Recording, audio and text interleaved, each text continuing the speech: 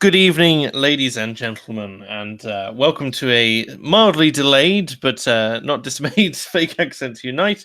Apologies for the slightly later start time, but obviously schedules didn't interact properly, and we had to have dinner first. I mean, of all the Well, yes, things, we're human we beings. both realized that we were, subject to human needs and needed actually to Don't take don't in some calories. don't tell them that we're human, Britisher. We are advanced AI. It's Oh well, like, of course. Well, actually, you are I, in fact, I believe. what?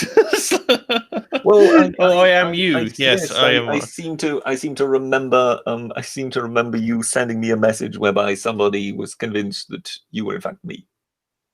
Yes, I got a message from a fan who was very keen to let me know that he was a fan until I discovered he was a fan of you and thought that I was you.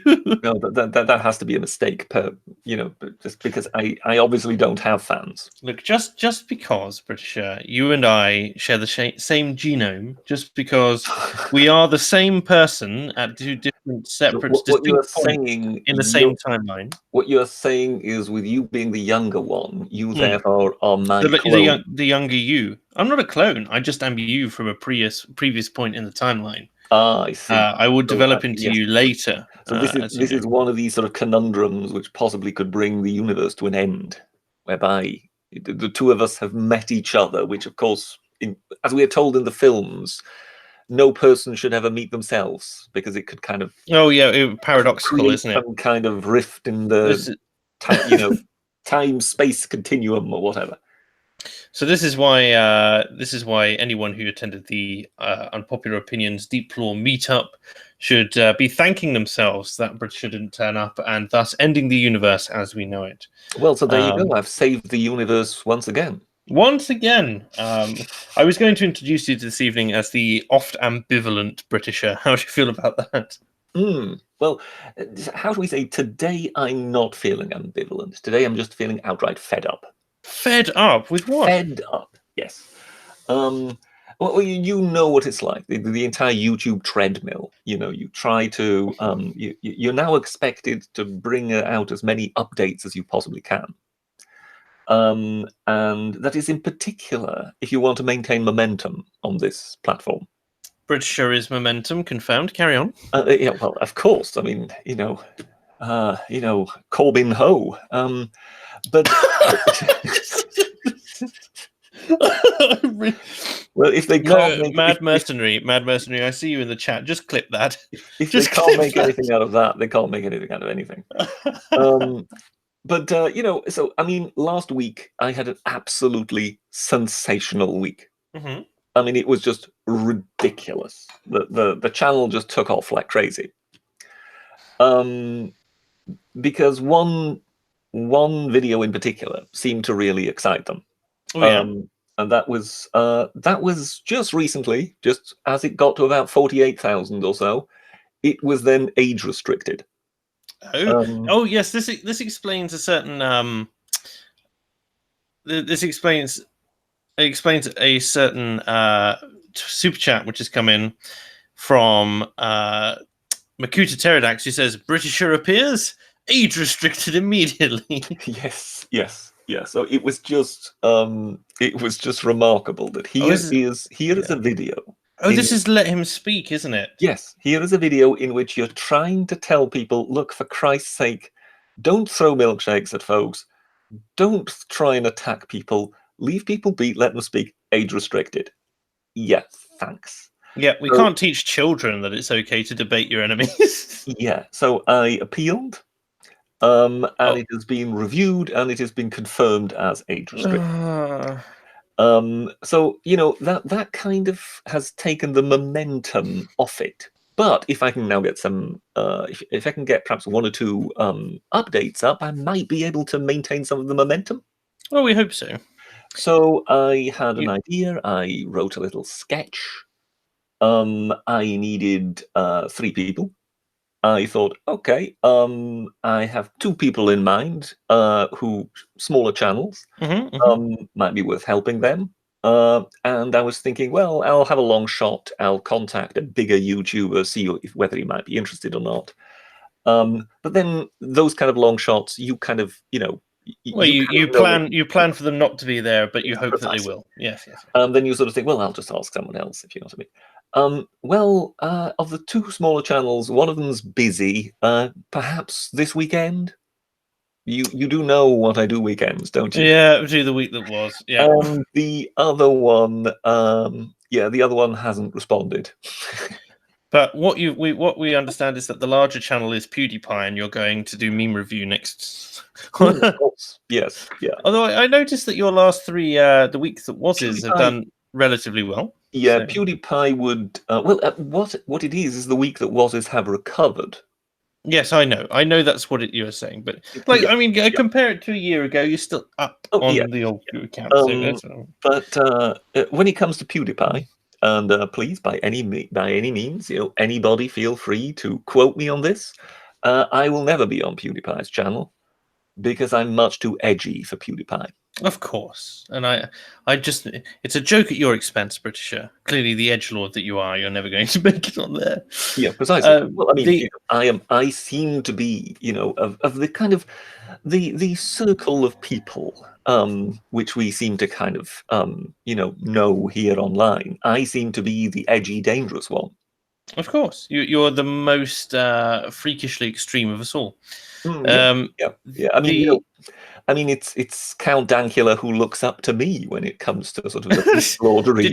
Did you inspire?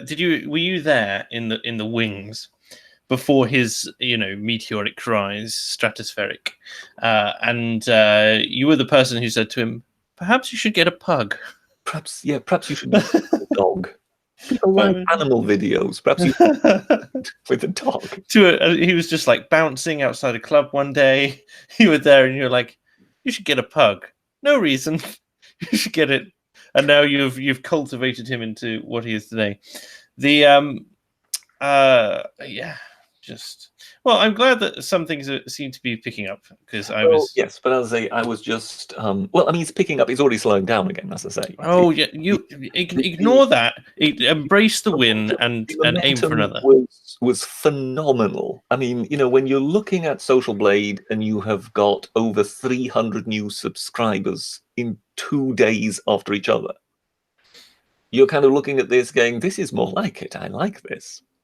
And you know that it's going to slow down. It's inevitable. It's a bit depressing when suddenly someone pulls the handbrake because the very video that is causing all this.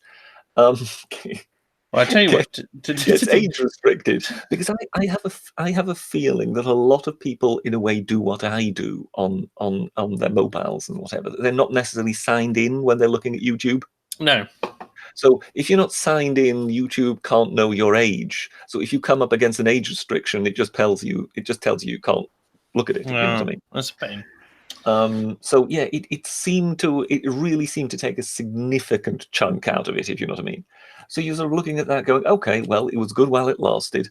Okay, what do we do next? Oh, how about this? Anybody? Hello? Anybody? I very much enjoyed Who Do You Think You Were Kidding, Mr. Juncker, I have to say. Well, yes, but that was, of course, all down to the sound editing by Tailed Feature. Oh yes, so he gave you a hand with that, did he? Yes, he did. Yes, he kind of pepped it up a bit. He just basically he's fairly decent with music and whatever. So all of his music in my mind is shit. He knows what to do with treble and bass and whatever in order to make something sound a little more amenable. I just know that he's going to be watching this stream at some point in the evening, and someone in the chat will direct him back to that comment. Both of us agree that his music is absolute pap. I mean, there's no doubt about that. But technically speaking, he knows his stuff. Fantastic. A couple of comments. So Architect of Fate says, I do not appreciate this stream being started with a lie. We all know that Britisher is a prehistoric AI developed to chronicle all of civilization's history. No, I think that's you're a remnant. You're a remnant of the. Certainly not an AI. I understand that you see me as something not of this world, but then that is more than likely more due to my sort of semi-divine standing rather than my being something artificial. Are you confirming that you are not a remnant of a pre-human historical advanced, hyper-advanced civilization? Well, I mean, when I'm thinking of Greek mythology and whatever, the gods and the titans and whatever technically preceded the humans. So what you're saying, what you're really saying is that I'm a Greek god. on every Sunday morning, a vulture comes down, pecks out your eyes, and eats your liver. Is that what you're saying? Oh, yes, very much so. Yes. Having brought fire to mankind. Yes, yeah. I brought the spark. Yes. Other than that, of course, I would not want to take credit for Prometheus's doing. So I am merely the lesser known, because I mean Prometheus was a titan. So I'm merely one of the lesser known gods, which is Britisherus, after whom these isles are named. It's like a fusion between Britain and Dionysus. The British Knight has given £10. Thank you very much, and says, "Glad I managed to get in early. Quick thanks to Britisher for helping to draw draw attention to my Twitter just long enough to get my first video off the ground. For reference, it was the Milo tweet." So that's directed to you, obviously. Well, I remember British Knight popping up in the Twitter feed somewhere, because he seemed to have a very nice looking avatar. And it looked as if it was sort of tied to a YouTube channel and whatever. So I looked at the YouTube channel. It had a very sort of fetching, that picture at the top that you've just asked people to provide you with new examples for your channel. I looked at that and I thought, oh, this looks good. The problem was simply there was no videos there. But that's why I remember the British Knight. Now, don't worry, Britisher will be baying for your blood in about 3 months when you surpass him in subscribers, so it doesn't really matter. No, I will just await for the inevitable duel between British Knight and Sir Sick. Oh, of course, yes, the similar avatars there. We also have Makuta Pterodact saying, if the Britisher is the Britisher, if Tailed Feature is the Scottisher, does that make Sargon the Englisher? I think it just makes him the Broomerer in my mind. But well, that would basically mean that both of them would be answerable to me. I like that idea. Yes. Yeah, that would also make the academic agent the Welsher, wouldn't it? Well, he is a Welcher, but I don't know about the Welsher. It was good to meet him actually on Monday. He did turn up in the end. You got to meet the Enigma. Well, I've met him before, but I didn't know it was him at the time. And so did he sort of enter the room trying to do his best to look a little like George Sanders? No, I mean I sent him a message saying, "Are you turning up?" And then I closed my phone, put it in my pocket, turned around, and he was right behind me, like Slender Man. Although I would say Slender Man, but he's a very short man, or shorter than I am, certainly. So he just sort of appears out of the shadows. Turned around, looked at him, and went, "Oh, so what are you doing here, Short Round?" No, that's the sort of thing Rubber would say, who did also turn up. So that was.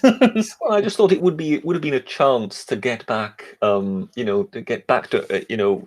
him for all those slights referring to you as Minion. Only one person called me Minion for the entire evening, and that was as he was leaving, and I told him to go fuck himself. And when did the ambulance arrive? He legged it, scarpered, so it was fine. And there we go. Oh, what I'm really thinking is AA hired someone to come in his stead and pretend to be him, like some kind of vocal and physical double. Yeah, he will have been calling all the sort of agencies around London to ask whether they have a George Sanders lookalike. He had an earpiece in the entire evening, drank only Pepsi Max and coffee. So what could you expect? Yes, this sounds actually startlingly like me, because if I end up in a pub with my not really getting on with alcohol, I tend to drink Coca-Cola. You'll actually, I think you'll find you'll have a virgin White Russian. So that actually is rather funny that given his liking to use Coca-Cola and Pepsi-Cola as signifiers for something, the fact that if I go to a pub, I tend to have Coke, And he and happens here to is have. he has the Pepsi. Well, I rest my case, ladies and gentlemen. Dear. The to bring things onto it a little bit to current events, as fun as talking about AA is. Does Britain still have a government? I mean, We I do. don't know.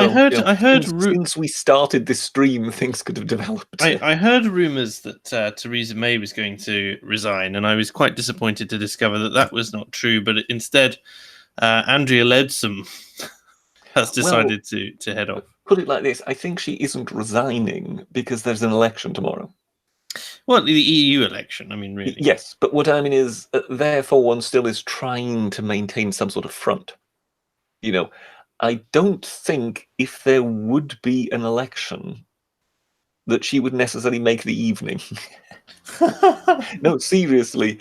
Leadsom has gone. Mm-hmm. So basically, she was the leader of the house or whatever. Now, this is a purely ceremonial role, but it I believe, grants her a chair at the cabinet table. It does, yes. Now, you have to understand that Leadsom, of course, was one of the two candidates elected by MPs. She stood down she basically stood aside to allow May to take the throne, so to speak. So I can imagine that Leadsom would be one of these people who perhaps fancies her chances. Oh, potentially. And, well, because last time round she was in the number 2 spot. She was, and this does remind me, and like I remember at the time, to my shame, thinking, "Oh, she's such a nothing. Let's hope Corbyn gets in. Then we'll actually have a decent opposition government, so that we can have some contrast in politics." What I didn't suspect was that the Conservatives would fall in line with almost everything that Corbyn wanted, and reveal themselves to be closet leftists. What was, so basically, I think Leadsom is positioning herself. She basically wants to distance herself from this whole thing, given that this whole thing is turning into an absolute mess. I don't know if you've heard that, according to, Preston and Koonsberg, so basically two of the leading political correspondents of the BBC, both Sajid Javid and Hunt. Is he in charge of health? I'm not sure, or has he been moved? He's been moved. I don't know. But he's definitely he's again still a member of the cabinet. Both of them wanted to see her. They have requested to see Theresa May, and have not been granted an audience. Right.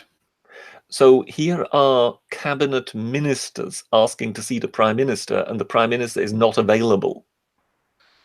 We're going to have another farcical election. What yes, is it like? And the leader of the House has just basically said, "Up with this, I will not put," and has walked away. Yeah. So yeah, to me, this looks. I mean, apparently, according to the this is according to the BBC. They don't tend to do the utter sensationalism when it comes to politics.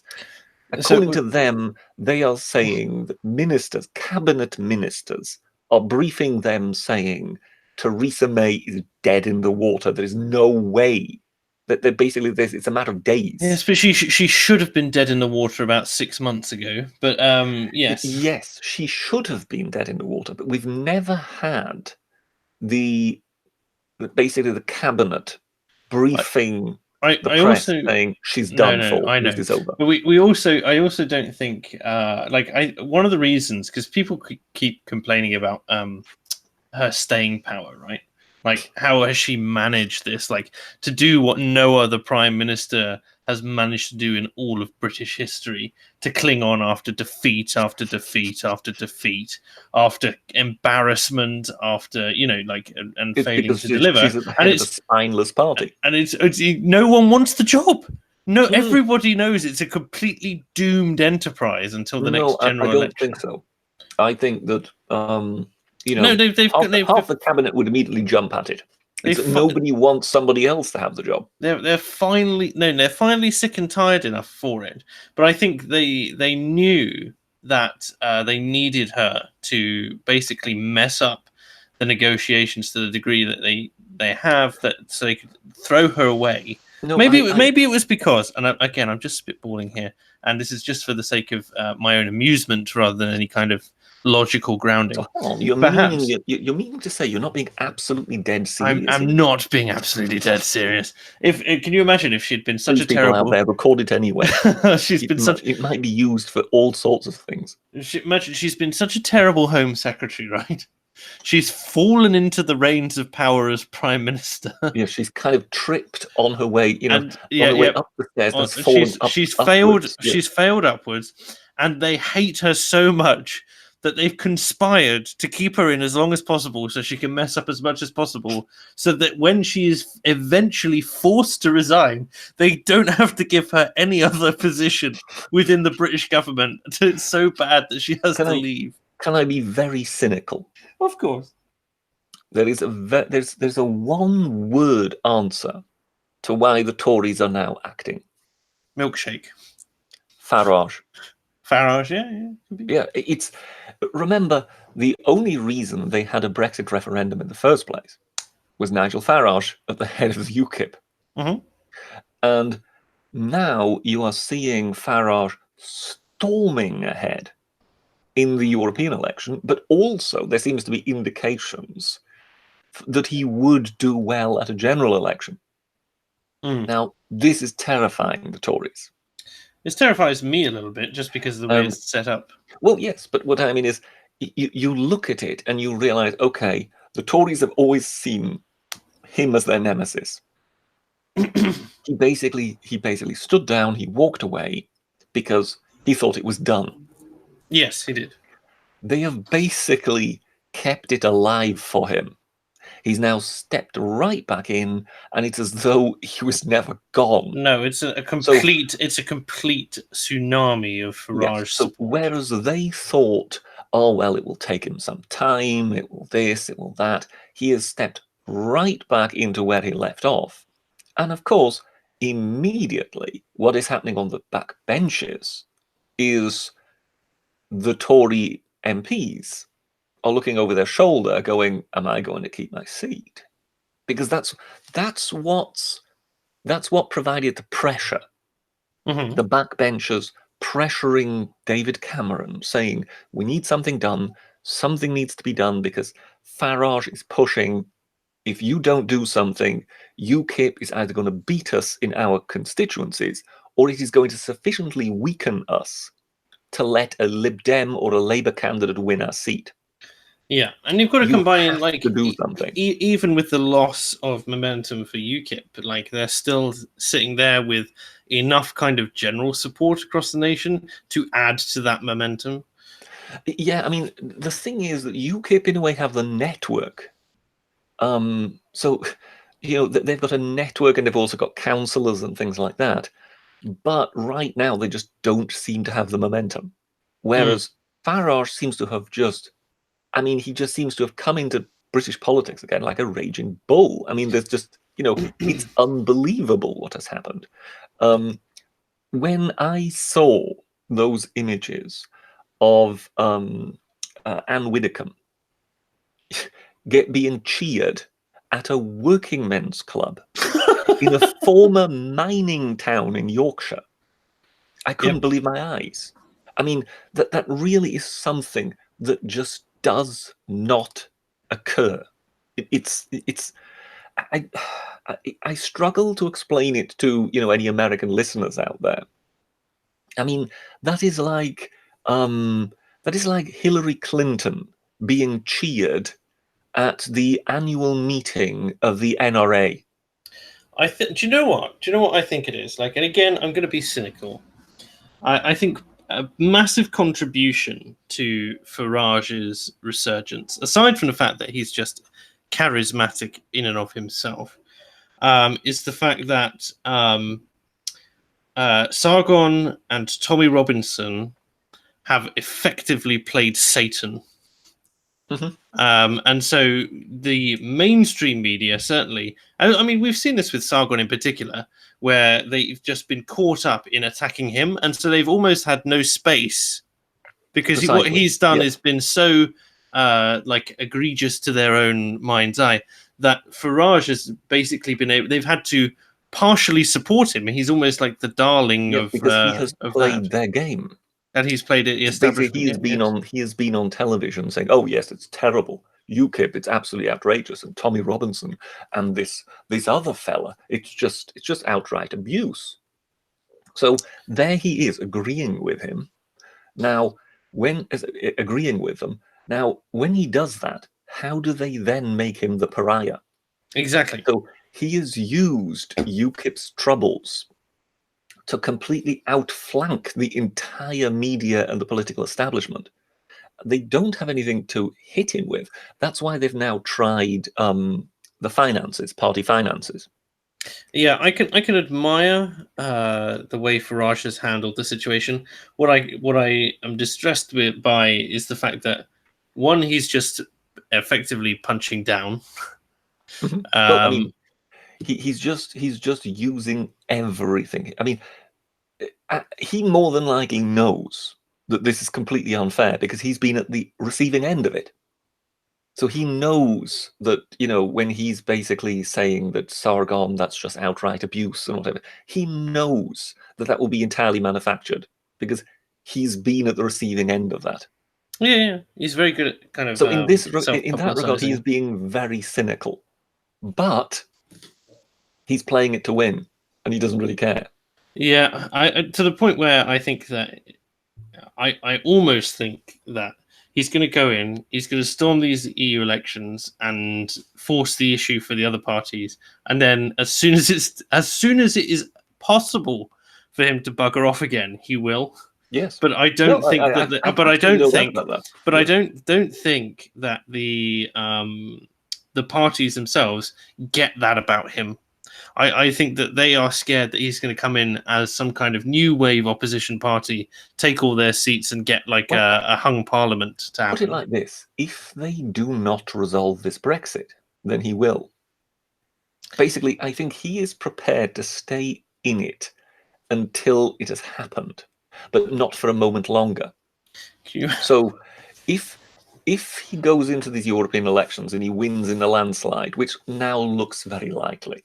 Can you imagine if he then has to go to a general election, wins by a significant margin, and then gets Brexit out of the way, and then immediately calls another general election and gets out of the way, like less than 6 months in office? You might then have a sort of Donald Trump situation, because there is a suspicion, isn't there, that Donald Trump may never really have wanted to win. Yeah, maybe. So it could be one of these things that the man who is there to provide pressure, and who basically is playing sort of complete realpolitik, thinking, okay, I shall just basically provide pressure on them so that they effectively have to change course. Because I mean, you look at it now in the Tory hierarchy. I mean, Theresa May is doomed. In June, there is a meeting planned in which the leaders of the local Tory party constituencies want to have a vote of no confidence. That's the only reason why she agreed for a timetable for her resignation in the first place. Because speaking of Theresa May, like, she seems to be doing all she can in the last few days to align herself with Labour policy and basically just capitulate to every demand that Jeremy Corbyn has made. I'm confused in that regard. Has she actually, or has she not had something in the bill to state that there is the possibility to have another vote for a second referendum? Yeah, she put that in. Yeah, because that's what I call. But I've seen sort of conflicting stuff at times. But so she's had that in. Yeah. From what I've seen, that may have been the final straw for some. I hope so. There's an awful lot of final straws for an awful lot of people. Put it like this: it's not that it's the final straw for supporting Theresa May, because as I think she's dead as a dodo. But all these politicians are kind of thinking tactically, as in, what will Nigel Farage do if we put a vote through the House in which we are offering the possibility of another vote on a second referendum. He's going to go absolutely mental. What will he do? We are basically handing him a stick with which to beat us. Why are we doing this? And Yeah. I think that the fact that Nigel Farage is back, that has basically brought him into being part of the calculation. Mm. And that's why if she does something like this, and he has got such a machinery, and he has got the ear of the media, he can pretty much slaughter them with that. And I really think that they are now afraid. I'm going to read some relevant super chats, and then I'm going to move on to another. I will just stuff my face with this Mr. Kipling's pie while you're reading super chats. Which kind of pie? Is it a Bakewell tart? Is it a No? It's a Bramley apple and black currant. classic deep filled? Yeah. So Mad Mercenary says, NSO check DMs. Also, how do you do such a good posh British voice from a man who is obviously a German Britisher Betrug? Let me just go into DMs. I'm going to share this image, and again, you're going to choke on your pie, Britisher. This was a very poor time. I've already been choking after being called a German. Yeah, of course. We all know you're Swedish. Here we go. Smørrebrød, rem, plem. That's about the best Swedish impression I can give you. How about this? So here we are. Corbyn Ho. There we are. Yeah. It's become a thing. And that's just me calling academic agent names. Silly Sailor says, May will resign within a week. Just wait. Sutsgoen says, today I thought maybe I should grab a plane to the UK, go meet Sargon and advocate for open borders as the EU wants so that we can pillage you again. Sure, I might invite him on this stream. This is the Great Dane again, is it? This is, yes, Sutsgoen, the Great Dane. Just bear with me. Would you like to It's basically sort of a... He's a reincarnation of Ragnar Lothbrok, is he? Sutsgoen. Yeah, obviously, yes. Have you been watching too many Vikings programs recently? Yes, yeah, very much so. There we go. The message has been sent. Whether or not he's available or not is another case. He might just be sleeping tonight, for goodness sake. Architect of Fate says, does the UK have regional election polling? I'm hoping against all odds the EU will have to recognise Carl and Tommy as sitting MEPs. We have, in our EU elections, we have regional election polling, but it does not look good for Carl, certainly. For Tommy, it's slightly more positive, but he hasn't been in the news hardly at all. I think by design. The only thing which came up was the assault on him. Where was it? Like, I can't remember. Oldham. In Oldham. That's the. Do you know what? Yeah. I was going to say Oldham. I didn't want to look like a complete fool, and I've ended up doing that anyway. No, but that himself was presented in a neutral light. So. Yeah, I think if anybody else had bricks thrown at them, yeah, it would have been headlines galore, wouldn't it? Yeah, very very tricky. So I think Tommy only needs something like 7.5% to get in. Yeah, I think Tommy Robinson is going to get in. I suspect so, but as in, I think he's more likely than Carl is, just because UKIP support has fallen through the floor. Yeah, it's dropped 5. They had 2 seats last time round, but I think they had something like 27% of the share of the vote. Yeah, you need that because it's exponential, right? So the first person needs less than 10%, but the second person needs more like a third. So this time, this time round with them running so low, I suspect they'll get 0 to 1 seats. Like they might get 1. They're also up against an incumbent, I believe. Not sure. So, yeah, I think one of the UKIP candidates who won last time round now is standing for Brexit. Okay, no problem. Plus, I think their lead candidate, I think, is Anne Widdecombe. Yes, it is. And finally, we have Makuta Pterodact saying, I agree with AA's observation. Farage is the gatekeeper of the right wing of British politics. He's the furthest right you can go and still be respectable. I think he's walked that line evidently in this current political climate. I don't think he was previously, but I think the goalposts have kind of shifted with kind of the smears against General UKIP as like now the furthest right that you can go, because they legitimized Tommy Robinson as a political actor rather than a nuisance. Well, put it And like then this. Nigel Farage always got called far right. he did, yes. I've not heard him called that once. Not for a year. Not Certainly. in the press, in the coverage of him in this election. I've not heard him once called far right. So even though he hasn't really shifted in any way, shape, or form, given that he has someone to point at and say they are far right, it's as if he's deflecting it.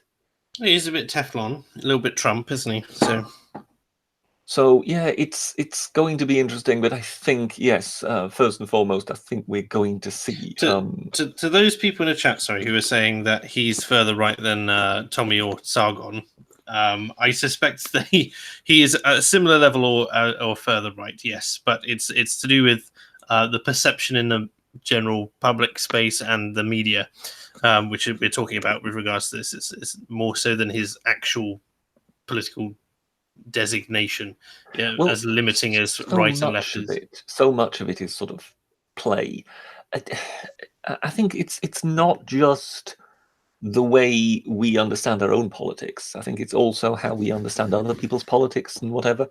I mean, we're constantly being told about, oh, Matteo Salvini, oh, Salvini. And you go, well, yeah, so what? What about this chap? So he's in the Italian government, and people sort of make out. I know that Academic Agent is a great fan of his, but when you hear people talk, it sounds as if he won. He didn't. He got 17%. Whereas the what were they called? The 5-Star Movement, which is actually the product of a former comedian called Beppe Grillo. They had, what was it, 32, was it? They are effectively the junior partner in the coalition, Matteo Salvini. So he's Nick Clegg. Yeah, it's. But that's not the impression you get when you hear the people who are the fans of the populists talk. Do you understand what I mean? I remember a similar thing happening at the last general election where Theresa May lost, so her winning percentage shrunk so much that she had to sign the deal with the DUP, and of course Corbyn's team and so on were like, we won this election. We won. Yes, precisely. Yeah, I remember that. They were parading around all the news studios, pretty much declaring victory. And you thought, well, hang on a moment, you're nowhere near a majority, but you claim to have won.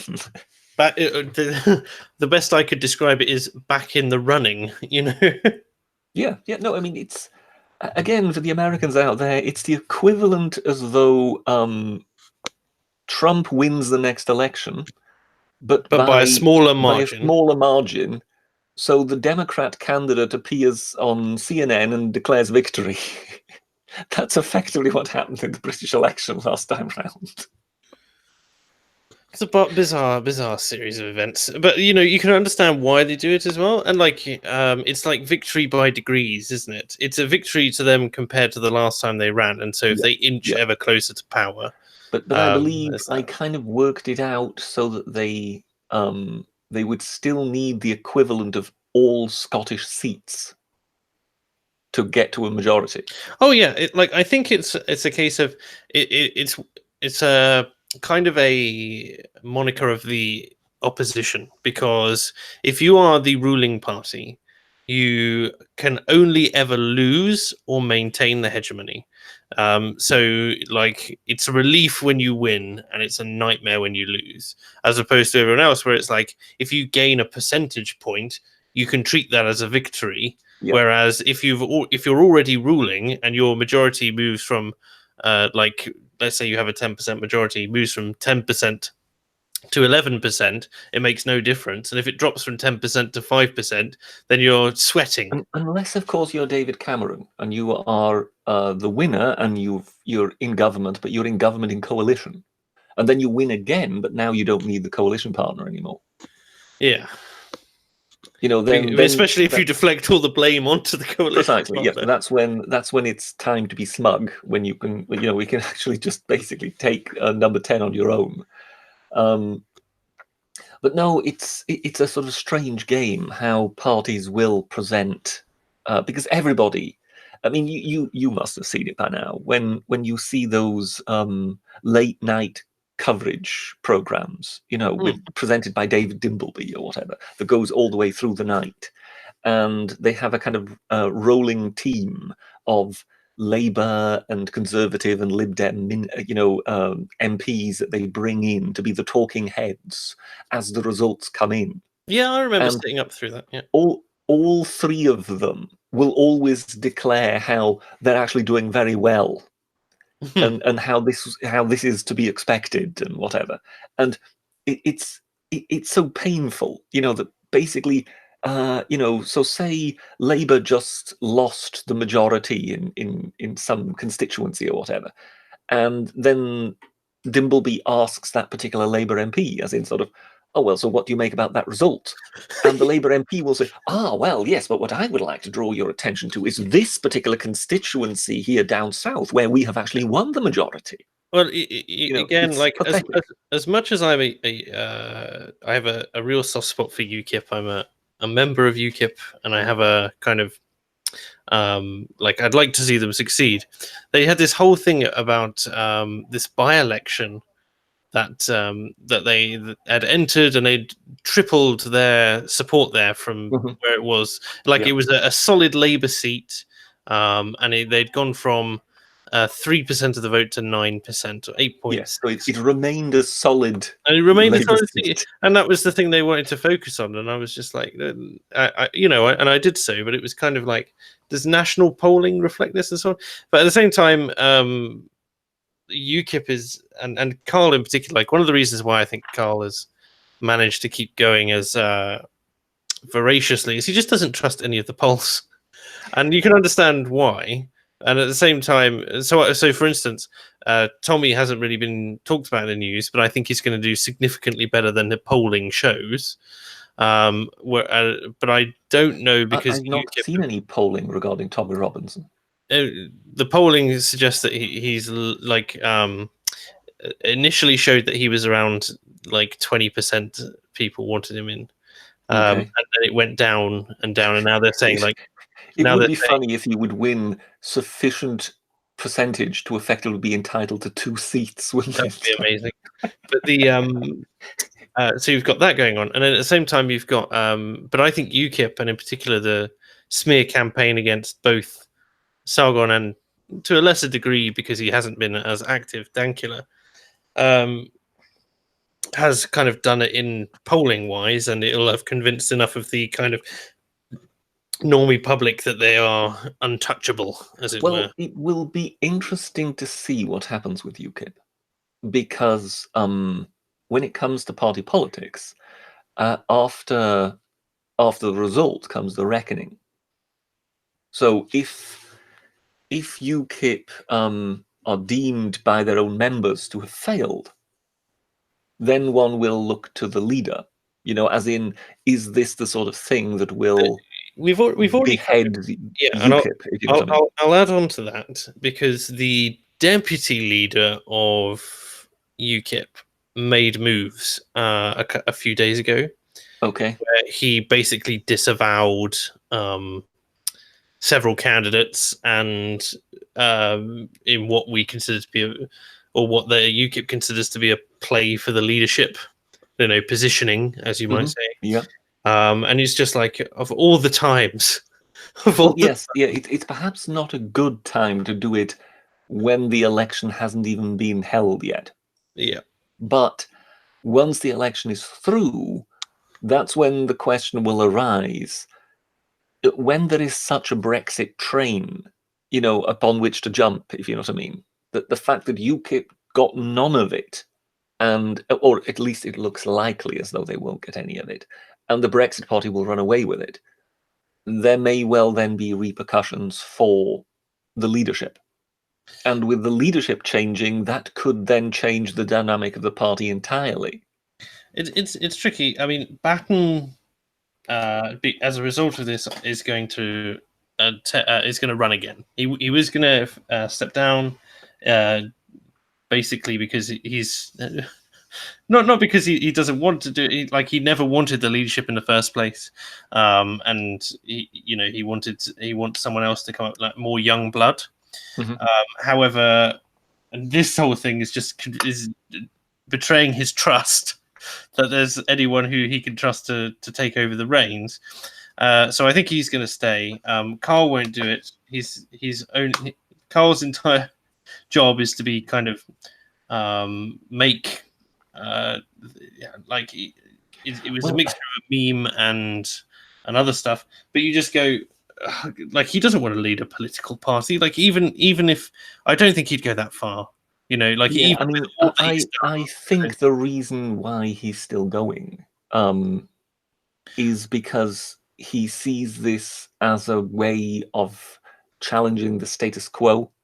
partly, but he also loves it. Like, all the live interactions and getting to meet regular people and trying to understand the people of Britain a bit better. Like, he's all about that. As a he's Perhaps aside from people trying to attack him and throw stuff at him. Yeah, but like he doesn't really care about that. He's annoyed by it, obviously, and he thinks that it's an unacceptable change in the behavior and way we treat political candidates.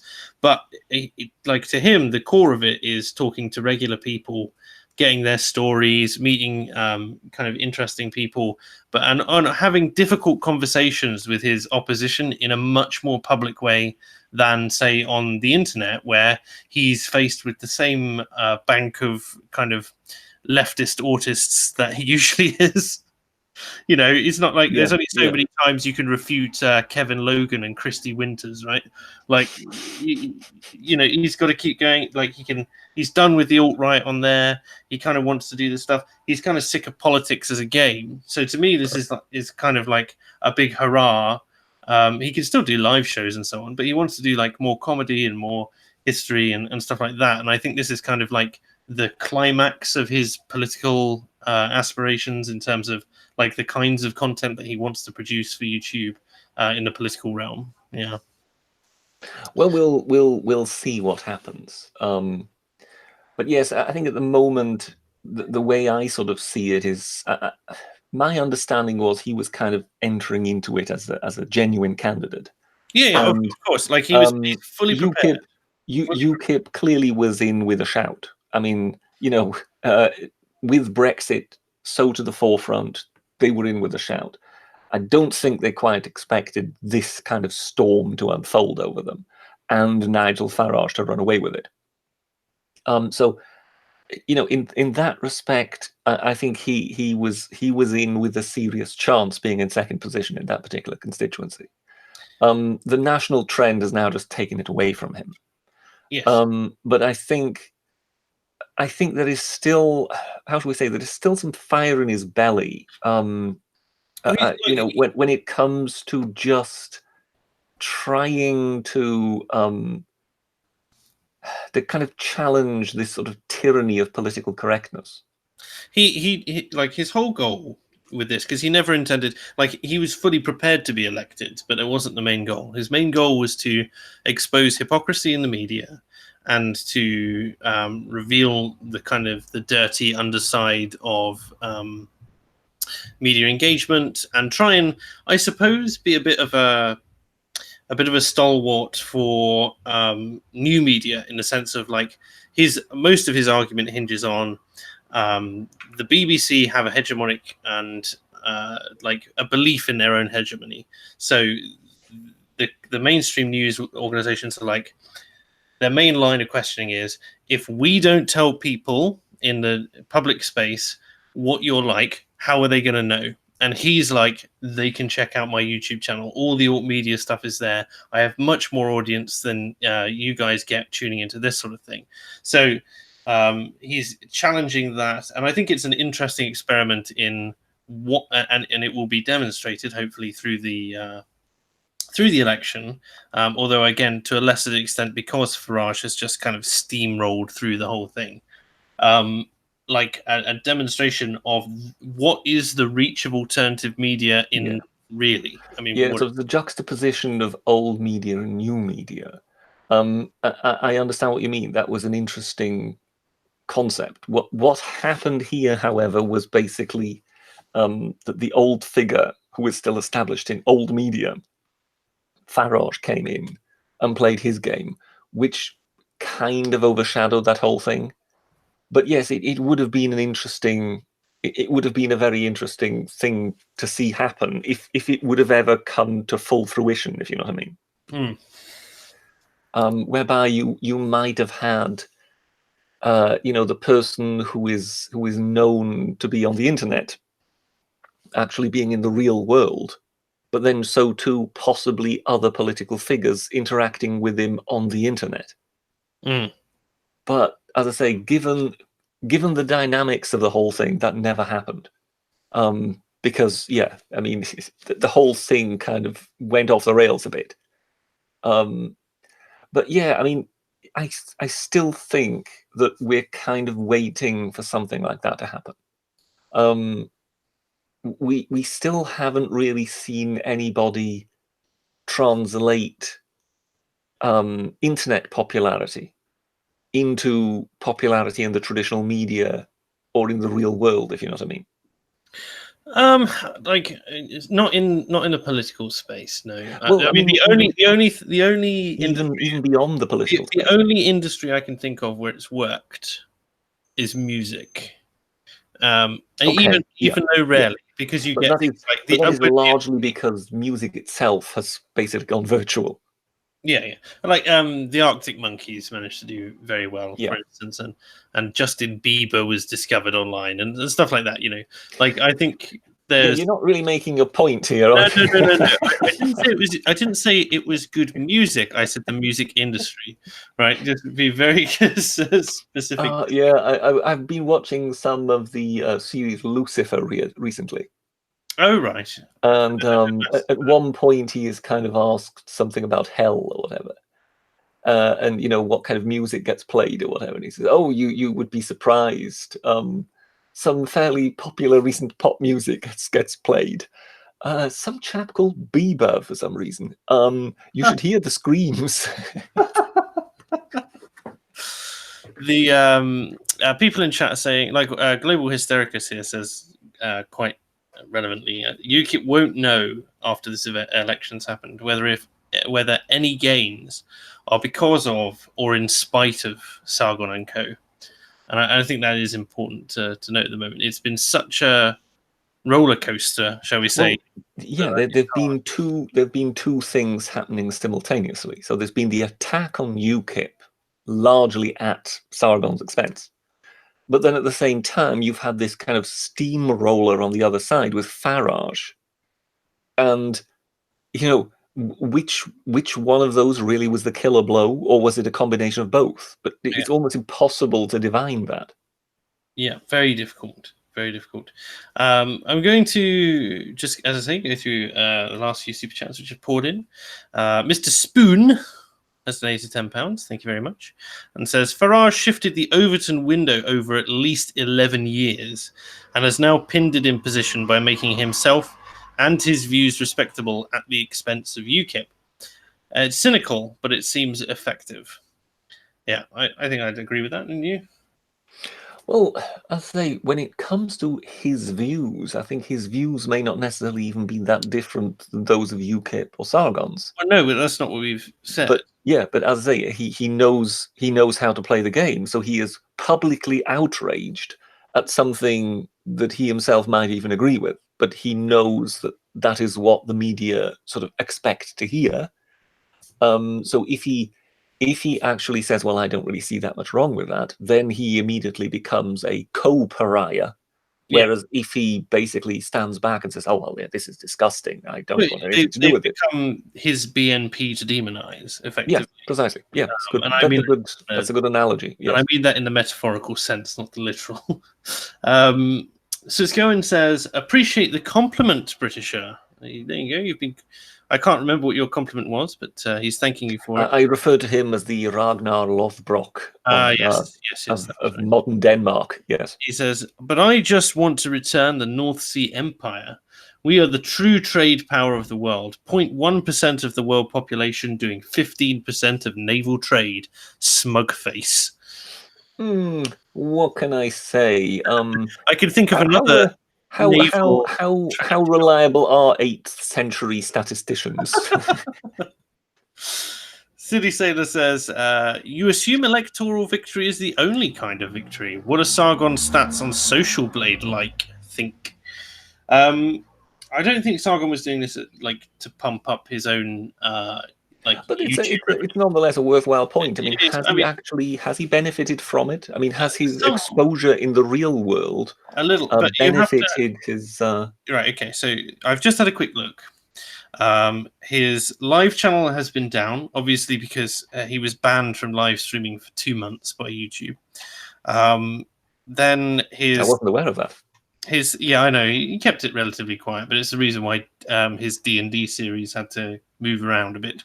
But the Thinkery's views are down about sort of lower than they've been in a year.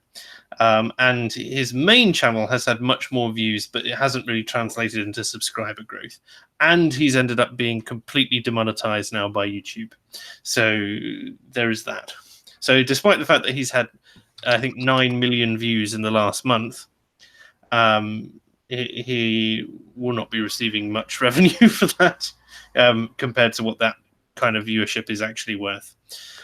Yeah, but 9 million views. Yeah, I can see it there. I'm just looking at it. Yeah, 9 million views.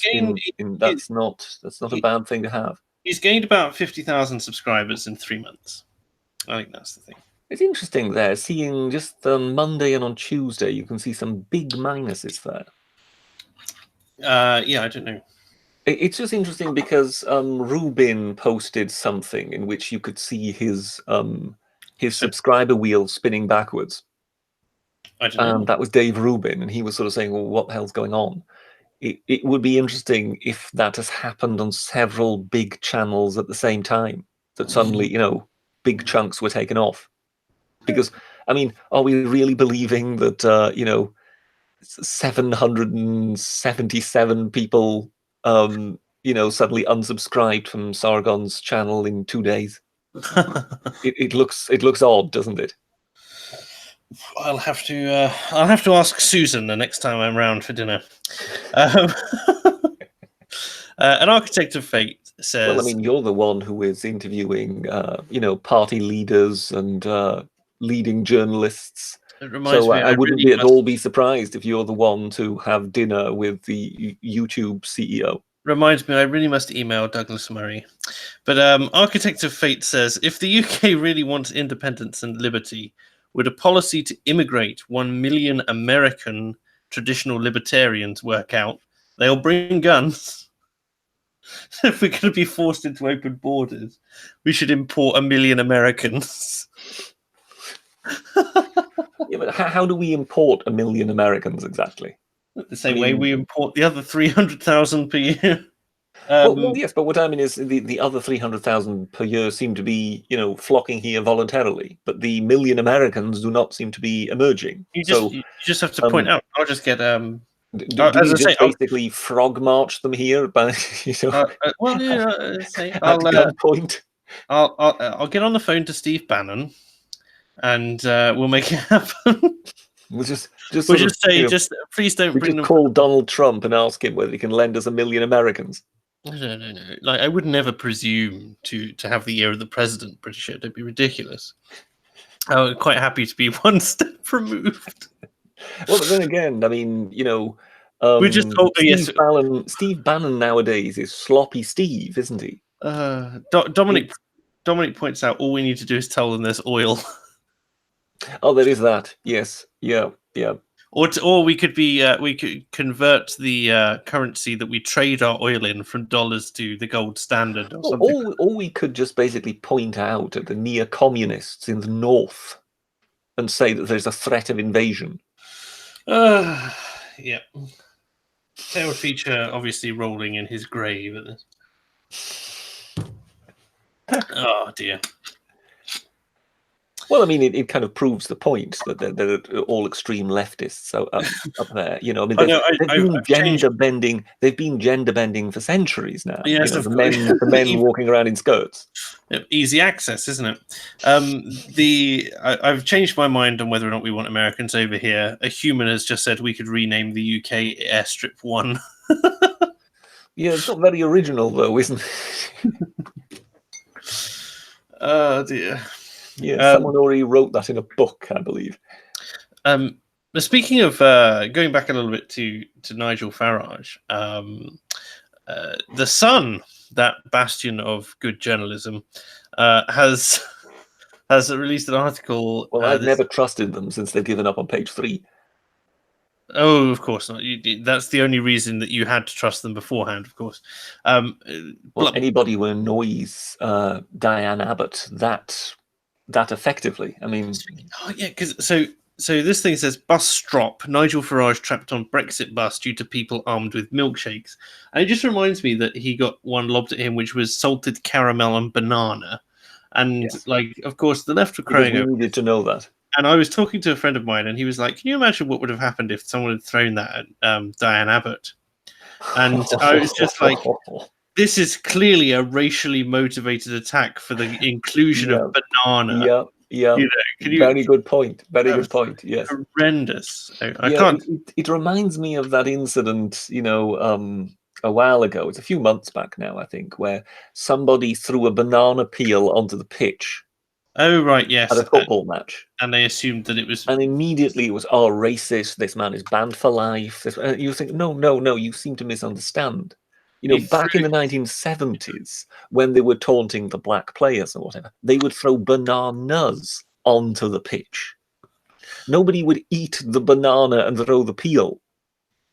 Because he said, well, you know, we all flipped out in our corner when the player of the opposite team came to our corner to face us after he had scored. So I just threw whatever I had in my hand. Yeah. And he had just eaten the banana. So of course it was like, oh, I don't have to put this in the bin now. I can just lob it at this guy who's being... he lobs it in the direction of the player. It never hits anybody. You know, he can't throw that far. Yeah. And it lands on the pitch, and then immediately everybody looks at it and goes, oh, banana, black player, racism. And you just think, well, no, actually, if you think it through, it doesn't really make much sense. Brown sugar and bananas, yeah. Did you see the crowdfunder for him? They want £1,000. Oh, yes, the crowdfunder. Yes, yeah. I saw Sue Hulk tweet that. What's this? So just catch me up, because I don't know about this one. Yeah, Sue Hulk tweeted out, you know, she basically did a screenshot and said, you know, what? You know, and I just kind of tweeted back at her saying, yeah, it's an interesting one. You know, it will be an interesting one to see how people react if the same amount of people give him as much stick wanting to raise legal costs than they did to someone you know. Because you know how much stick Count Dankula got for the money he raised. Yeah, to the point where he made a big deal about the fact that he was put into escrow. Yeah, I mean, there's one particular radio presenter who's always at him. And yeah, I somehow doubt that particular chap will go after this guy. Is it the milkshake man that's looking for legal fees? Yes. Okay, right, yeah. I just I like the fact that it was a £6 milkshake. Some people were saying already in the chat. It's just like, it's such a middle class thing. It's like the peak of the bourgeois. You can afford to lob effectively a £5. Like, you could shower them in bills. I did put out a tweet, actually.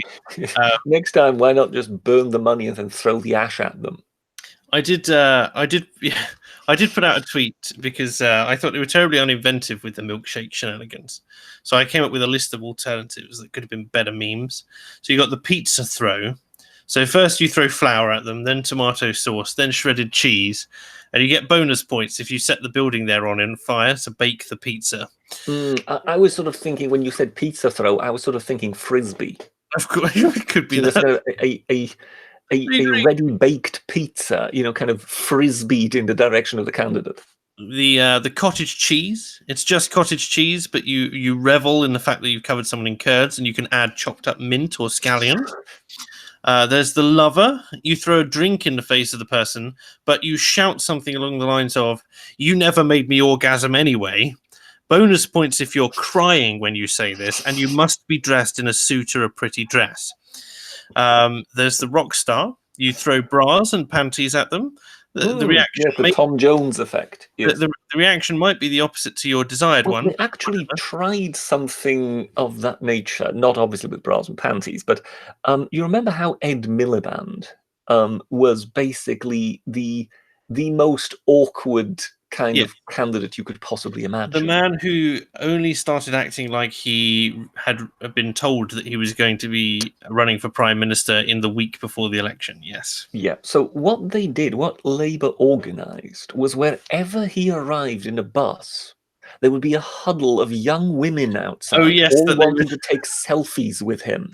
I remember because Elise was one of the women who was enamored with him just because of his pure meme potential, and she would go out and do stuff like that. Yeah, and you just looked at that and you just went, "Yeah, right. I'm believing that he's now the sex symbol." Yeah, yeah. That's not at all been laid on by someone. No, of course not. No, and we've got the "Do I detect jealousy, Britisher?" Is that what it was? Of course, yes. I'm deeply jealous. I'm deeply jealous of the sheer animal magnetism of Ed Miliband. Yes, I have this joke because like about John Bercow, right? So the Speaker of the House, and he like it's really bad, but his wife Sally cheated on him with his cousin, whose name is Alan. And what had happened was Alan's marriage was falling apart. He went to stay with the Bercows, and then he ended up sleeping with John's wife, and then moving back in with his wife, having clearly got some catharsis out of it, and causing this whole furore.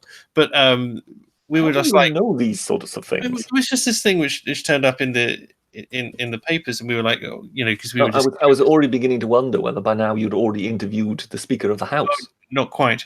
However, if you take a look at the pure, unbridled, kind of like the furious, burning sexuality of Alan Bercow, which I will now share with you. Here we are. Share the entire screen. Present to everyone. There we go. Can you see? Can you see the impassioned gaze of the stallion? God, the stallion. Well, I mean, he must. All I can say is he must have hidden talents. Apparently, because like Sally, who's there, this is the woman who cheated on John with Alan. Yeah, you're just like you could do so much better. that is remarkable. Yeah, seeing is believing. What can I say? This is remarkable. Yes. It was just that's the man who cut. I can only say that Alan Bercow must be one of the most well-endowed men in the British Isles. Intellectually endowed, of course. What else could I possibly be meaning? Purely, it's horrendous, right? And it just made me laugh so much that just this lunacy of... Yes, I must admit that has certain comic potential. Of all the people to cheat on your husband with, you had to pick not only his family member, but that one. But going back to more interesting things to throw at people than milkshakes, we have the carnivore. You throw raw meat at them, ground fillets or steak, it doesn't matter, and you jump around and make sounds like a caveman whilst you do so. Yeah. Okay. Yeah. Is that the kind of... Is that the means to ward off vegan candidates? Obviously. And there's my personal favorite, which is the invisible man. Move as if you were throwing something over and over again. Bonus points if people actually duck, and more bonus points if you keep going for so long you actually have to shout, "I am throwing something," so that people will still pay attention to you. So there's that one. You could throw money at them, bills exclusively, but there's 2 variations to this plan. Brown So, envelopes, that's better. Brown Yeah. envelopes. If you want to imply corruption, just shower them in brown envelopes. fill with money, but there's 2 options for this, right? You throw money at them and you start crying about how unfair the world is and how the person on stage is taking all your money. Or the second option, which is to command them to dance for you as if they were a stripper, and then complain about how bad the lap dance is. Finally, for the religiously minded, we have the Baptist. Just throw good old water, throw it at them, but you must shout, "Be cleansed of sin." Sin, and then everything froze. All right, so be cleansed of sin, or go with God, you are clean now. And you get bonus points if your hair is dirty, your beard long, and you're only wearing a tunic and sandals. Yes. Yeah, I mean, one thing you could, of course, do is what do they call that? The stuff they use in the in sort of Catholic mass and whatever. You know, that kind of brass ball with the fumes coming from it to cleanse the air. It's got, what is it? It's either myrrh or it's what else? Can you? What are you trying to say? I mean, you're the religious person. You should know this. You know, the whole for primitive way of saying it, the holy smoke used in various temples, Incense and burners. Incense and myrrh. Yes. So yeah, you could wave incense burners as the politician progresses through the town centre. More likely to be frankincense because myrrh was an embalming. Oh, well, there you go. Well, even better, you can embalm them as you go. People are now saying, "Am I a Muslim?" Because you can't be religious. If you're prepared to put some serious money into it, you could turn up with wheelie bins. But the wheelie bins would be filled with sort of M&Ms, but M&Ms of selective colour. So if it's the Tory candidate, you can kind of tip over a wheelie bin full to the brim with red M&Ms to just kind of scatter across the pavement in front of them, if you know what I mean. Or you could do all sorts of hues. You know, obviously M&Ms come in blue, yellow, green, and you know, so you've got the various political colours. You could basically. I understand the sentiment. It does remind me of the funniest description of a political party I heard, which was to call the Greens watermelons because they're green on the outside and red on the inside. Yeah. I just thought, and the tie-in to produce for their own party was just top notch. Yeah, I'm just wondering, would there be some way of having some kind of giant air gun with which you could fire candy floss? I mean, why do you want this, Britisher? I mean, I don't want to be suspicious. You're sort of you're spitballing here about potential, you know, at least original ways. I know you like original ways to approach pieces of totty, but what was it? A candy floss cannon. A candy floss cannon, yes. And you can just you can basically just fire candy floss at them as they come along. Did you see the bit with the bodyguard? Which bit? Sorry. Well, you see, the BBC, they made a lot about the fact that Nigel Farage could be heard, kind of telling off his bodyguard. You know, that Nigel Farage was sort of heard saying "complete failure." Oh yeah, I can't. You know, and that was kind of bigged up by the BBC at the beginning in order to kind of show how haughty and uptight he was, you know, for a man who'd just been drenched in sweet talking down, you know, punching down at the bodyguard, taking it out as I mean, it is his minions. job.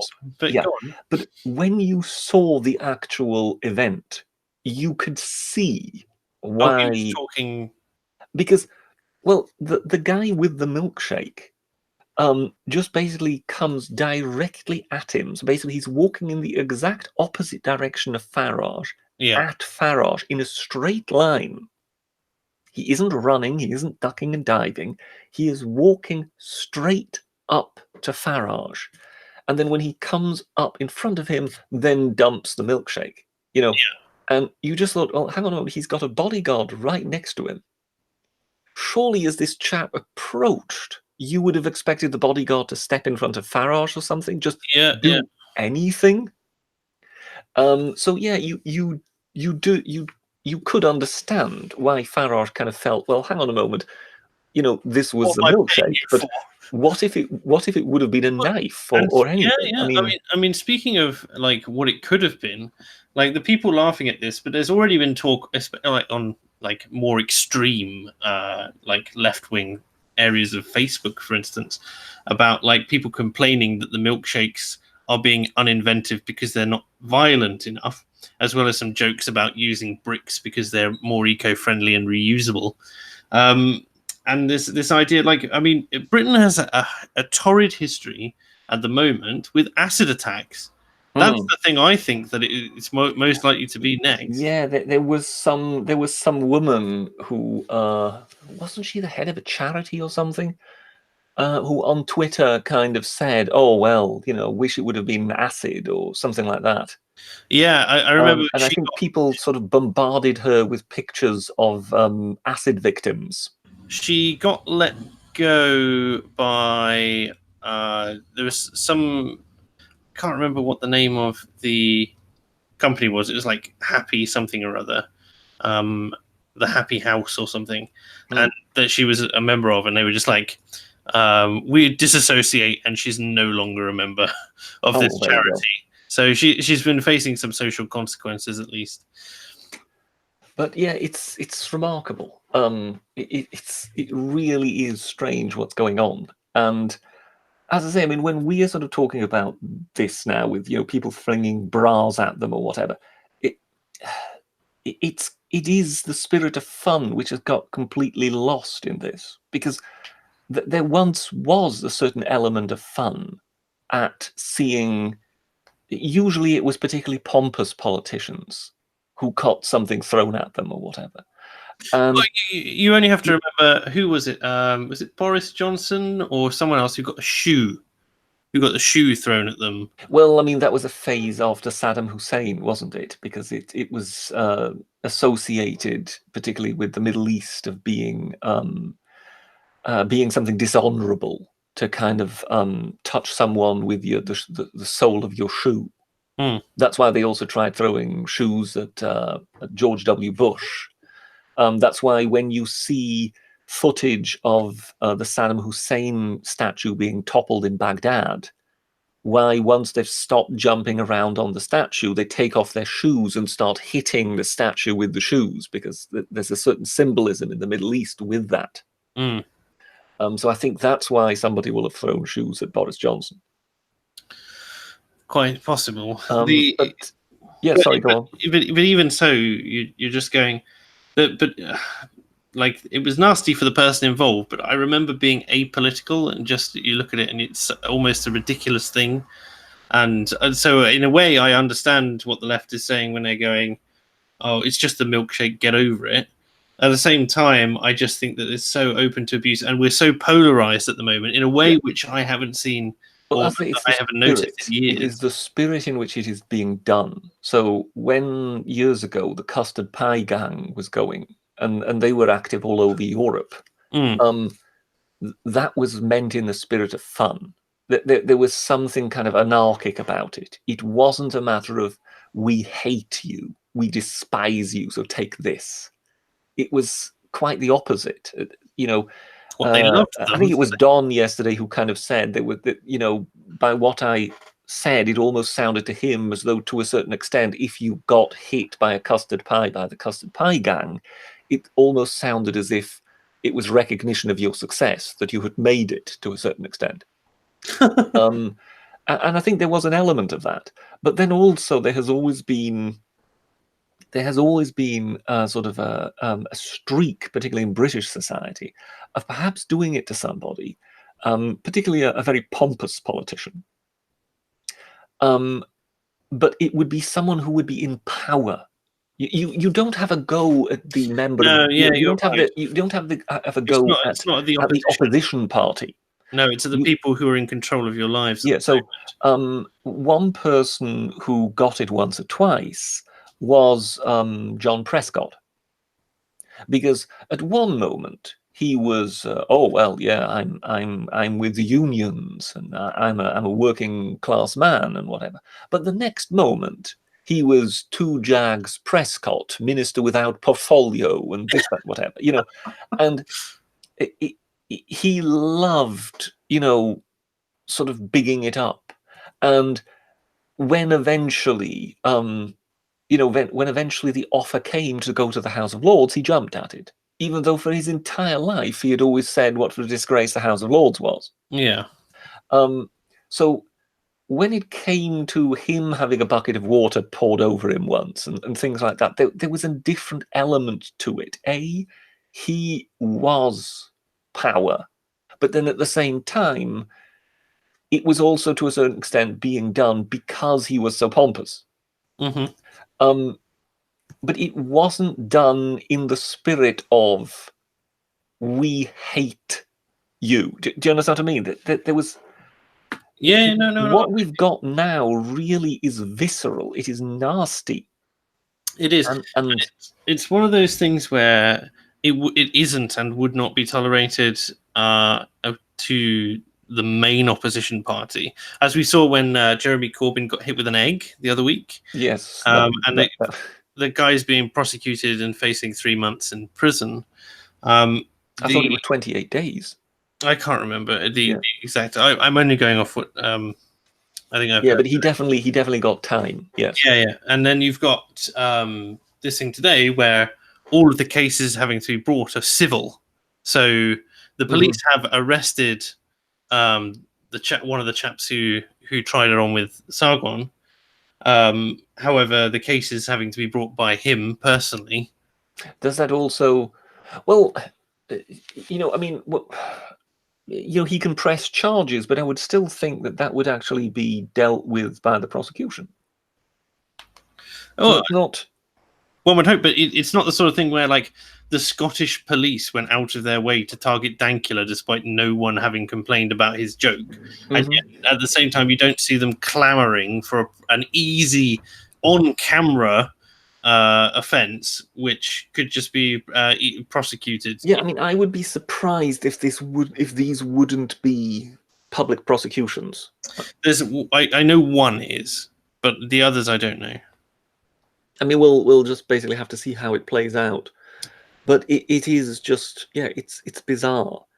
Everything, as you said, everything's become so polarized that it's just gone a bit insane. There's nothing. I was listening to an interview with Milo Yiannopoulos when he was actually being candid for once.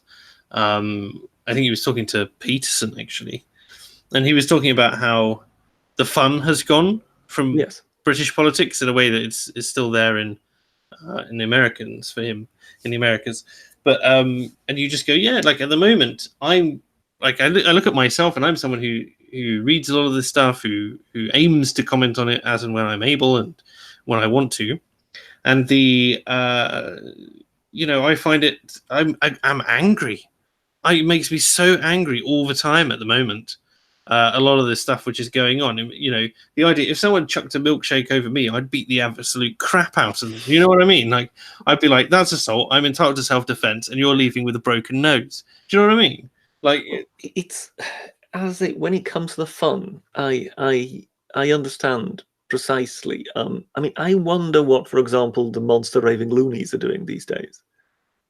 Because they were the ones who tried to see the fun in everything political. I think the only quote silly candidate or anything that I've heard anything from has been Lord Buckethead vowing to return when Farage returns to South Thanet or North Thanet or whatever it is, who is always in primary opposition. So that's about it. But I mean that's but that was always part of it, Lord Buckethead and somebody dressed in drag with a giant rosette. But not only that, there also seemed to be a certain fun element even among the candidates themselves, and among the politicians themselves. I mean, I I don't know. remember reading books in the past of sort of glorious invective, where clever ways of politicians to kind of effectively insult each other in the chamber because they're not technically allowed to. So they come up with all sorts of Oh, wonderful. is that the source of my honourable friend? You know, they Well, can't yeah, I mean, insult. they're not allowed to call themselves names or whatever. There are certain words that are not allowed to be used. So, certain insulting words are almost on a list, and you're not allowed to use them. But of course, MPs over the years, the creative ones, have found all sorts of ways around that. And there are some absolutely glorious examples of that, which have kind of sort of made it into collections of books, sort of books with entire collections of them in them, and some of them are absolutely fantastic. And it's just it's laugh out loud stuff when you read some of this stuff, Mm. and you sort of feel, well, okay, yes, of course you're insulting the opposition, but clearly there was a certain fun element to it, No, which is I don't know. completely lacking now.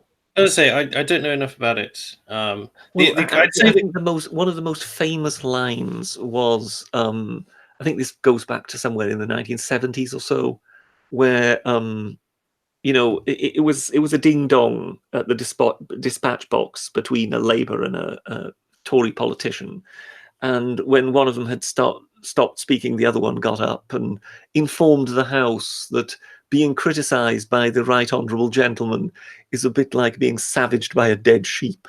And it's things like that that's where it can be wonderful.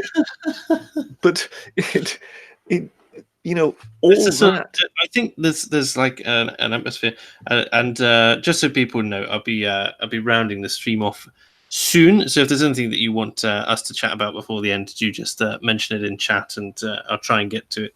But I'm just reminded that kind of there's been a big push, I suppose, to remove that kind of comedy from the politics, because I remember myself in particular, especially when I was starting to get interested in this stuff. Say I'm just in adulthood, I can suddenly vote and so on and so forth. And watching some of the parliamentary debates and so on, and going, God, I cannot stand all the insults. Like, I'm quite drama averse as a person, anyway. And so, like, I don't care about the at the time. My thinking was, I don't care about the entertainment value. I just want them to get on with the fact that they're fucking our country up, and they need to knuckle down, put their heads together, work together, and try and get us through this.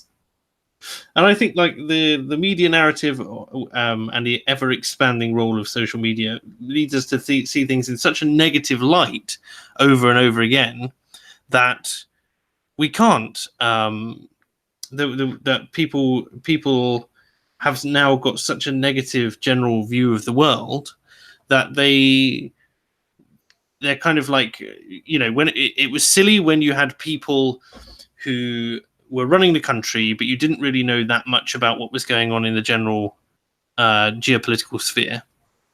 And now everyone has a 24/7 news feed to every awful tragedy that's going on in the world today. And there are so many problems, and there are pressure groups online and on social media who are trying to get your attention, to get you to do something about X, Y, and Z, and everyone's bombarding you. And then there's all this trouble, and then the media is telling you we're all racist and sexist and whatever other ist that they've got for them. And so suddenly it becomes like, oh, politics can't be silly at all. We can't take ourselves not too silly because our whole world is a clusterfuck and we need to do something about it. Do you know what I mean? I know what you mean. You will have to forgive me. I missed some of it because I believe you may have noticed for a while had two avatars. Yes, two of you appeared. Yes, at one point. Well, it's once again a problem in the space-time continuum. I just got an error message saying error number 32, and it just kind of threw me out. So I managed to find my way back in. Oh, good. But I know what you mean. One thing which you mentioned kind of triggered something in me, a sort of thought, and that is lobby groups, Mm-hmm. think tanks. I think what we have seen is a mushrooming of those sort of things. Some of the more established ones have become incredibly influential. So I think if you go back 20, 30 years, you would have had a handful of these organizations. Now you have got groups out there, with money coming in from, inverted commas, somewhere. And they're all exerting influence somehow. They're all constantly making statements to the press, and of course, the newspapers were always looking for a narrative. It's always because it's because their reach is stronger than ever before. When you think like, let's take an organization like Hope Not Hate, right? Yeah, Like yeah, before, they might that's have a been perfect like example. they Yeah. might be like maybe a dozen people spread like per city or whatever in the UK who are like that. Mhm. All those people can network through a single Twitter feed Yeah, right yeah, now, and suddenly you've not got isolated groups trying to do a little bit in their local area. Suddenly you've got 120 very committed people yeah. trying to lobby just Westminster. But the newspapers and the broadcast media, who are always hungry for any sort of input, any sort of narrative, they have got a ready talking head in that group at any given time, at any moment. And you have to sort of think back, in the days of Margaret Thatcher and Neil Kinnock, how many such lobby groups was there? And not just talking on the left. I'm not just talking No, Hope just in Not general. Hate and Just in whatever. general.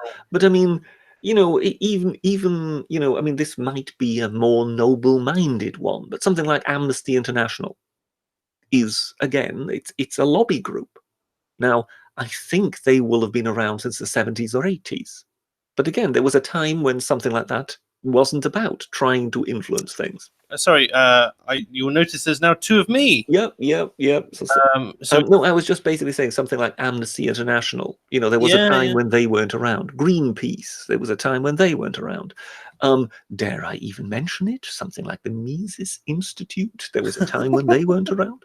But this is just it. These bodies are being created, funded, given names which have potential, and then they start throwing their weight about. I mean, one of the most cynical ones that I can point to is the Anne Frank Institute in California. why? Well, they're constantly pointing fingers at this, that, whatever. I think they've recently calmed down a bit, but they were just full SJW. And you just think, hang on a moment. So you've just taken the name of a sort of famous victim in The history, Holocaust, yeah. and now you're using that as a sort of moral authority, even though you seem to be, Completely divorced from potentially what she believed. You have no precisely, connection whatsoever. and you just look at it and you just go, I'm sorry, but this just seems wrong to me. And but this kind of shows that you can just basically start up an NGO and then you get funding from somewhere. I mean, that's why people are always talking about, oh, Soros this, Soros that. I think he's more than likely suspected of funding 10 times more things than he actually has anything to do with. But I think that is perhaps one of the big question marks. Where do these bodies get their money from? And that's why I do have some sympathy for some of the countries who have, to a certain extent, turned on NGOs, because when we hear about Putin or Hungary or whatever turning on NGOs, what we sort of hear on the press is, oh, Amnesty International and this, and that's where we sort of feel, yeah, that sounds a bit dodgy, But at the same time, a lot of these NGOs seem to be just there to try to influence things, and they're backed by, well, who exactly? And Very I shadowy. can understand that some countries that do not necessarily have very strong democratic institutions ready to resist that could just be completely overrun by those things, if you know what I mean. I see what you're saying. Yeah. Yeah, because I think there's almost a certain amount of sort of almost like predatory behavior by these groups. Well, yeah, I'd certainly say so, especially the ones which become large enough to influence much smaller countries very easily.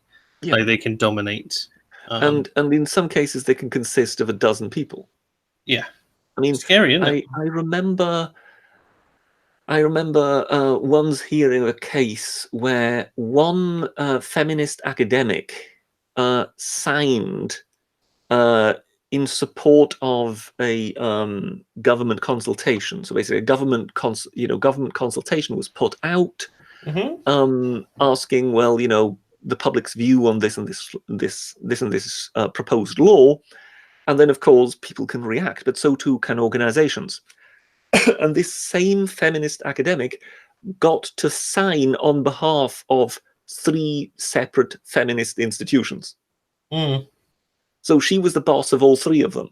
Grief. So all three feminist women's rights organizations lodged their support with the government for that particular law, but it was actually all signed by the same person. Yeah, yeah.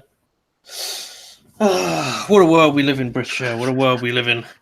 Unfortunately, we are coming to the end of our time. I do leave you with a final super chat of the evening from British Knight, who has donated £2. Thank you very much, sir, and says Lord Buckethead is behind Clown World, which would make me laugh if we're So he is the Lord of Clown World. The Lord of Clowns, yeah. But thank you very much to everyone in the audience for joining us. I appreciate that it was at a different time and a different day, but it's been lovely to have you all here. Thank you very much for coming at short notice as well, the Britisher. It's been lovely to talk to you this evening. Well, we got here in the end. Well, it's good to know you're as optimistic as ever, and we're even fed. What can I say? We're even fed. You see, I need to point this out to the audience. The main reason why it was at 9 and not at 8:30 was because the Britisher basically, got a message saying, "Well, what do you think of a live chat?" And I went, "Yeah, no problem, but can we do it half an hour later because I've got some food on the stove." Yes, we'll see you all. We'll see you all Monday at the usual time of 8:30, hopefully. But keep in mind, follow me on Twitter. Subscribe if you're not subscribed, and we'll see you then. And yeah, good luck voting tomorrow in the European elections if you're voting, and if not, be watching with interest like the rest of us. Take care and have a great week. Toodle pip.